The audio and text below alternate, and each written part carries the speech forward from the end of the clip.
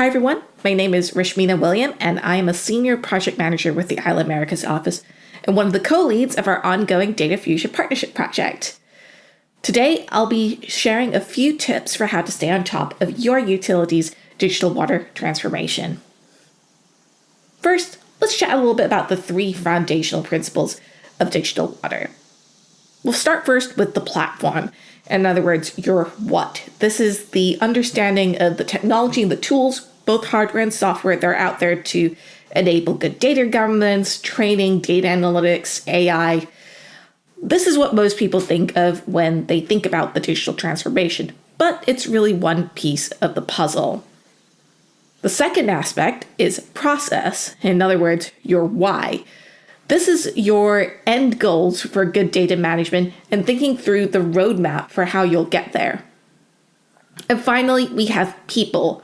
In other words, your who.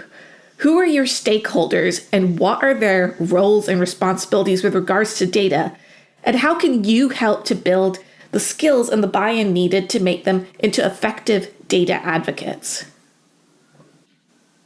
Now that we've laid a baseline for what a digital utility looks like, we can help you to better lay the foundation for staying on top of today's accelerating digital ecosystem.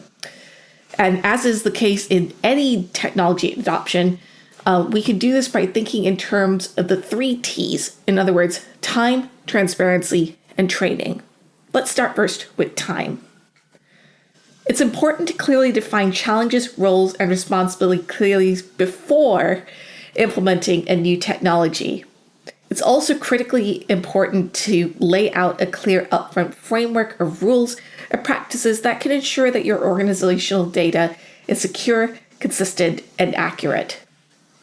Finally, it's important after you've implemented your program to set aside the time and the resources needed for maintenance and troubleshooting. Next, transparency. It's important to involve stakeholders early in the decision-making process so that they feel like they have buy-in and a stake in the process.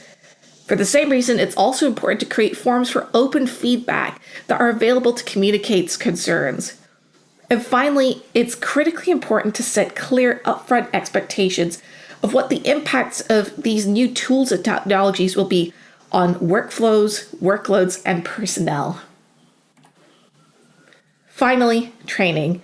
It's important to build staff literacy around data and AI and create a culture of continuous learning. You want to create mechanisms to document staff findings and capture that knowledge so that you can leverage staff expertise to identify and communicate implementation challenges and successes. Remember, digital tools should ideally augment, not replace, operator decision-making. This presentation was part of a larger webinar I gave as part of our summer webinar series and built on insights that we've developed alongside our collaborators in our Data Fusion and AI partnership projects. If you have initial questions about any of the material I've shared today or want to learn about any of our other work, I encourage you to reach out to me via email or send me a message over LinkedIn.